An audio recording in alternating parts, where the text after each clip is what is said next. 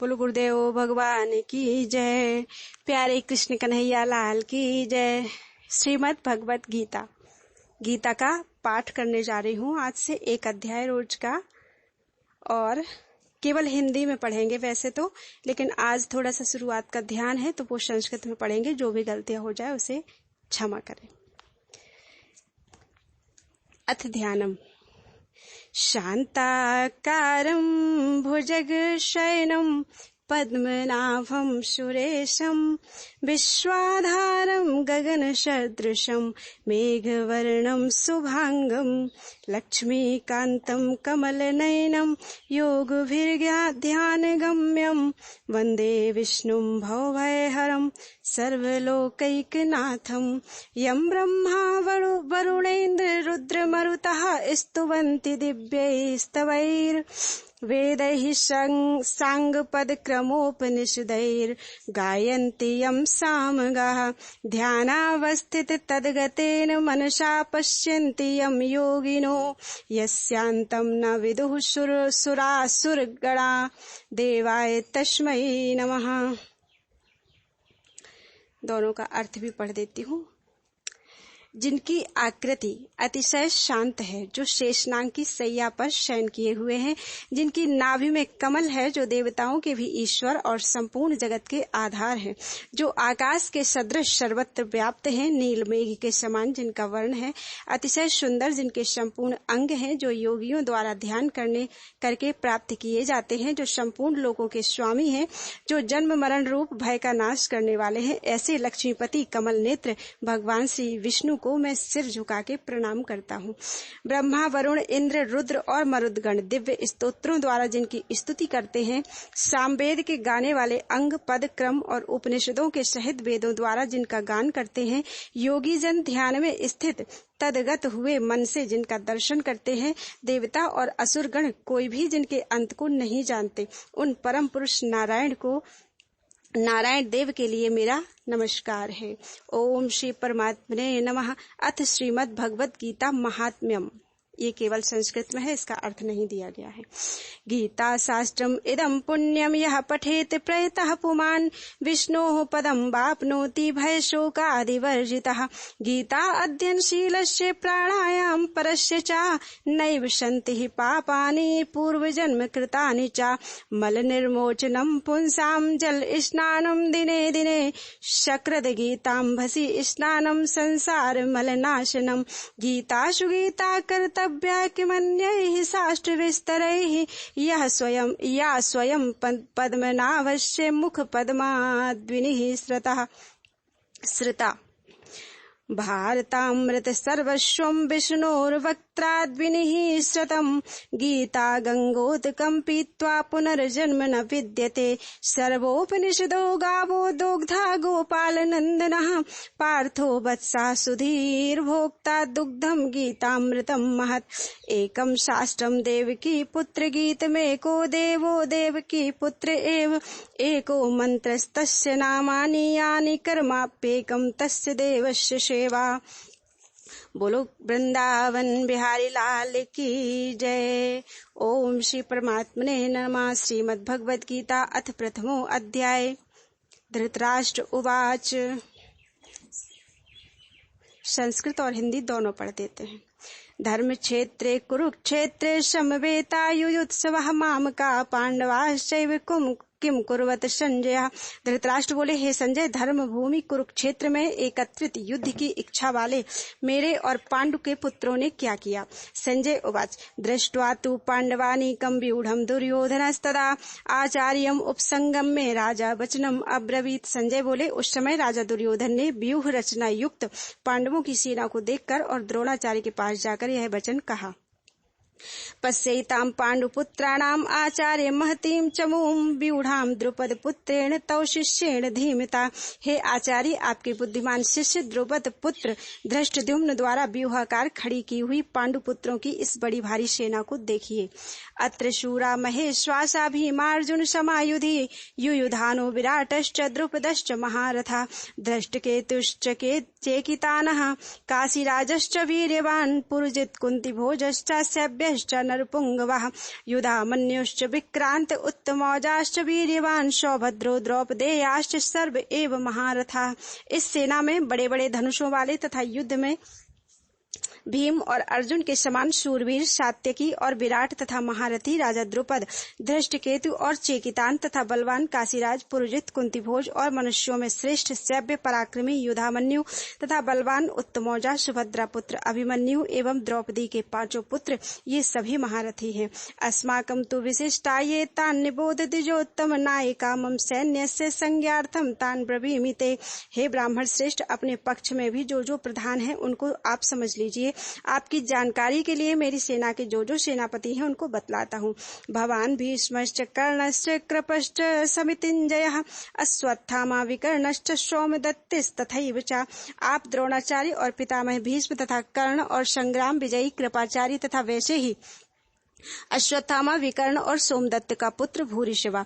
अन्ये च बहवः शूरा मदर्थे त्यक्त जीविताः नाना शस्त्र प्रहरणाः सर्वे युद्ध विशारदा।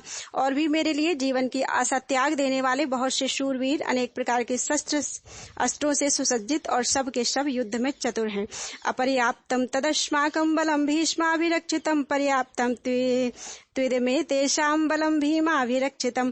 भीष्म पितामह द्वारा रक्षित हमारी वह सेना सब प्रकार से अजेय है और भीम द्वारा रक्षित इन लोगों की यह सेना जीतने में सुगम है। अयनेषु च सर्वेषु यथा भागं वस्थिता भीष्ममेवाभिरक्षन्तु भवन्तः सर्व एव हि। इसलिए सब मोर्चों पर अपनी अपनी जगह स्थित रहते हुए आप लोग सभी निसंदेह भीष्म पितामह की ही ओर से सब ओर से रक्षा करें।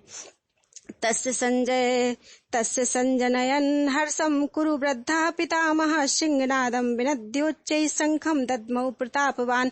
कौरवों में वृद्ध बड़े प्रतापी पितामह भीष्म ने उस दुर्योधन के हृदय में हर्ष उत्पन्न करते हुए उच्च स्वर से सिंह की दहाड़ के समान गरजकर शंख बजाया। ततः शंखाश्च भैर्यश्च पणवानक गोमुखा सहसैवाभ्यहन्यन्त सशब्दस्तुमुलो भवत्। इसके पश्चात शंख और नगारे तथा ढोल, मृदंग और नरसिंगे आदि बाजे एक साथ ही बज उठे। उनका वह शब्द बड़ा भयंकर हुआ। ततः श्वेतैर्हयैर्युक्तैः महति स्यन्दने स्थितौ माधवा पांडवश्चैव दिव्यौ शंखौ प्रदध्मतौ। इसके अनंतर सफेद घोड़ों से युक्त उत्तम रथ में बैठे हुए श्री कृष्ण महाराज और अर्जुन ने भी अलौकिक शंख बजाए। पांचजन्यम हृषिकेशो देवदत्तम धनंजयः पौंड्रम दद्मौ महाशंखम भीम कर्मा ब्रकोदरः। श्री कृष्ण महाराज ने पांचजन्य नामक, अर्जुन ने देवदत्त नामक और भयानक कर्म वाले भीमसेन ने पौंड्रक नामक महाशंख बजाया। अनंत विजयम राजा कुंती पुत्रो युधिष्ठिरः नकुला सहदेवश्च सुघोष मणि पुष्पकौ। कुंती पुत्र राजा युधिष्ठिर ने अनंत विजय नामक और नकुल तथा सहदेव ने सुघोष और मणिपुष्पक नामक शंख बजाए। काश्यश्च परमेश्वासः शिखंडी च महारथा दृष्टद्युम्नो विराटश्च सात्यकिश्च पराजिता। द्रुपदो द्रौपदेयाश्च सर्वशः पृथ्वीपते सौभद्रश्च महाबाहु शंखान् दद्मुः पृथक पृथक। श्रेष्ठ धनुष वाले काशीराज और महारथी शिखंडी एवं धृष्टद्युम्न तथा राजा विराट और अजेय सात्यकी, राजा द्रुपद एवं द्रौपदी के 5 पुत्र और बड़ी भुजा वाले सुभद्रा पुत्र अभिमन्यु, इन सभी ने हे राजन सब ओर से अलग अलग शंख बजाए। साघोषो धार्तराष्ट्राणां हृदयानि व्यदारयत् नभश्च पृथ्वीं चैव तुमुलो व्यनुनादयन्। और उन भयानक शब्द ने आकाश और पृथ्वी को भी गुंजाते हुए धार्त राष्ट्रों के अर्थात आपके पक्ष वालों के हृदय विदीर्ण कर दिए। अथ व्यवस्थितान् दृष्ट्वा धार्तराष्ट्रान् कपिध्वजा प्रवृत्ते शस्त्र संपाते धनुरुद्धम्य पांडवः हृषिकेशं तदा वाक्यम् इदमाह महीपते। अर्जुन उवाच सेनयोर्भयोर् मध्ये रथम स्थापय मे अच्युत। हे राजन, इसके बाद कपिध्वज अर्जुन ने मोर्चा बांधकर डटे हुए धृतराष्ट्र संबंधियों को देखकर उस शस्त्र चलने की तैयारी के समय धनुष उठाकर हृषिकेश श्री कृष्ण महाराज से यह वचन कहा, हे अच्युत, मेरे रथ को दोनों सेनाओं के बीच में खड़ा कीजिए।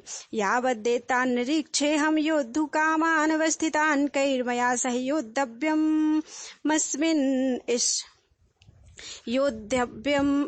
अस्मिन स्मरणम समुद्र में, और जब तक कि मैं युद्ध क्षेत्र में डटे हुए युद्ध के अभिलाषी इन विपक्षी योद्धाओं को भली प्रकार देख लूं कि इस युद्ध रूप व्यापार में मुझे किन किन के साथ युद्ध करना योग्य है, तब तक उसे खड़ा रखिए। योत्स्यमानान वेक्षे हम या एते अत्र समागताः धार्तराष्ट्रस्य दुर्बुद्धे युद्धे प्रिय चिकीर्षवः। दुर्बुद्धि दुर्योधन का युद्ध में हित चाहने वाले जो ये राजा लोग इस सेना में आए हैं, इन युद्ध करने वालों को मैं देखूंगा। संजय उवाच एवं मुक्तो हृषिकेशो गुणाकेशेन भारत सेनयोर्भयोर् मध्ये स्थापयित्वा रथोत्तमम् भीष्मद्रोण प्रमुखतः सर्वेषां च महीक्षिताम् उवाच पार्थ पश्यैतान् संवेतान् कुरुनिति। संजय बोले, हे धृतराष्ट्र, अर्जुन द्वारा इस प्रकार कहे हुए महाराज श्री कृष्णचंद्र ने दोनों सेनाओं के बीच में भीष्म और द्रोणाचार्य के सामने तथा संपूर्ण राजाओं के सामने उत्तम रथ को खड़ा करके इस प्रकार कहा कि हे पार्थ, युद्ध के लिए जुटे हुए इन कौरवों को देख। तत्रापश्यत स्थितान् पार्थः पितृनथ पितामहान् आचार्यान् मातुलान् भ्रातॄन् पुत्रान् पौत्रान् सखीस्तथा स्वसुरान् सुहृदश्चैव सेनयोर्भयोरपि। इसके बाद प्रथापुत्र अर्जुन ने उन दोनों ही सेनाओं में स्थित ताऊ चाचों को, दादों परदादों को, गुरुओं को, मामाओं को, भाइयों को, पुत्रों को, पौत्रों को तथा मित्रों को, ससुरों को और सुहृदों को भी देखा। तान् समीक्ष्य सा कौन्तेय सर्वान् बन्धून् उपस्थितान् कृपया पर्याविष्टो विसीदन्नम् इदम् अब्रवीत। इन उपस्थित संपूर्ण बंधुओं को देखकर वे कुंती पुत्र अर्जुन अत्यंत करुणा से युक्त होकर शोक करते हुए यह वचन बोले। अर्जुन उवाच दृष्ट्वेवं स्वजनं कृष्ण युत्सुं समुपस्थितं सीदन्ति मम गात्राणि मुखं च परिशुष्यति वेपतुष्ठ शरीरे में रोमहर्षश्च जायते। अर्जुन बोले, हे कृष्ण, युद्ध क्षेत्र में डटे हुए युद्ध के अभिलाषी इस स्वजन समुदाय को देखकर मेरे अंग शिथिल हुए जा रहे हैं और मुख सूखा जा रहा है तथा मेरे शरीर में कंप एवं रोमांच हो रहा है। गांडीवं संसृते हस्तात् त्वक्चैव परिदह्यते न च शक्नोम्यवस्थातुं भ्रमतीव च मे मनः। हाथ से गांडीव धनुष गिर रहा है और त्वचा भी बहुत जल रही है तथा मेरा मन भ्रमित सा हो रहा है, इसलिए मैं खड़ा रहने को भी समर्थ नहीं हूँ। निमित्तानि च पश्यामि विपरीतानि केशव न च श्रेयो अनुपश्यामि हत्वा स्वजन्माहवे। हे केशव, मैं लक्षणों को भी विपरीत ही देख रहा हूँ तथा युद्ध में स्वजन समुदाय को मारकर कल्याण भी नहीं देखता। न कांक्षे विजयम कृष्ण न च राज्यम सुखानि च किम नो राज्येन गोविंद किम भोगैर्जीवितेन वा। हे कृष्ण, मैं ना तो विजय चाहता हूँ और न राज्य तथा सुखों को ही। हे गोविंद, हमें ऐसे राज्य का क्या प्रयोजन है अथवा ऐसे भोगों से और जीवन से भी क्या लाभ है। एषामर्थे कांक्षितम नो राज्यम भोगा सुखानि च ता इमे अवस्थिता युद्धे प्राणास्त्यक्त्वा धनानि च। हमें जिनके लिए राज्य भोग और सुखादि अभीष्ट हैं, वे ही ये सब धन और जीवन की आशा को त्याग कर युद्ध में खड़े हैं।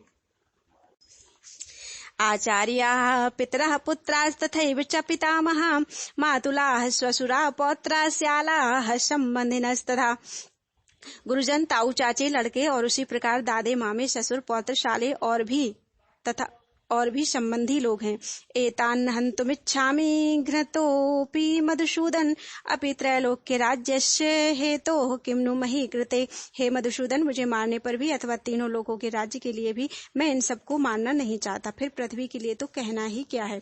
निहत्य धार्त राष्ट्रान्नः का प्रीतिः स्यात् जनार्दन पापमेवाश्रये दशमान् त्वयितानाततायिनः। हे जनार्दन, धृतराष्ट्र के पुत्रों को मारकर हमें क्या प्रसन्नता होगी, इन आतताइयों को मारकर तो हमें पाप ही लगेगा। तस्मान्नार्ह वयं हन्तुं धार्तराष्ट्रान् स्वबान्धवान् स्वजनं हि कथं हत्वा सुखिनः स्याम माधव। अतएव हे माधव, अपने ही बांधव धृतराष्ट्र के पुत्रों को मारने के लिए हम योग्य नहीं है, क्योंकि अपने ही कुटुंब को मारकर हम कैसे सुखी होंगे। यद्यप्येते न पश्यन्ति लोभोपहत चेदसा कुलक्षय कृतं दोषं मित्रद्रोहे च पातकम् कथं न गेमस्माभिः पापादस्मान् निवर्तितुम् कुलक्षय कृतं दोषं प्रपश्यद्भिर्जनार्दन। यद्यपि लोभ से भ्रष्ट चित्त हुए ये लोग कुल के नाश से उत्पन्न दोष को और मित्रों से विरोध करने में पाप को नहीं देखते, तो भी हे जनार्दन, कुल के नाश से उत्पन्न दोष को जानने वाले हम लोगों को इस पाप से हटने के लिए क्यों नहीं विचार करना चाहिए। कुलक्षये प्रणश्यन्ति कुलधर्मा सनातनाः धर्मे नष्टे कुलम कृतस्नम अधर्मो अभिभवत्युत। कुल के नाश से सनातन कुल धर्म भ्रष्ट नष्ट हो जाते हैं। धर्म के नाश हो जाने पर संपूर्ण कुल में पाप भी बहुत फैल जाता है।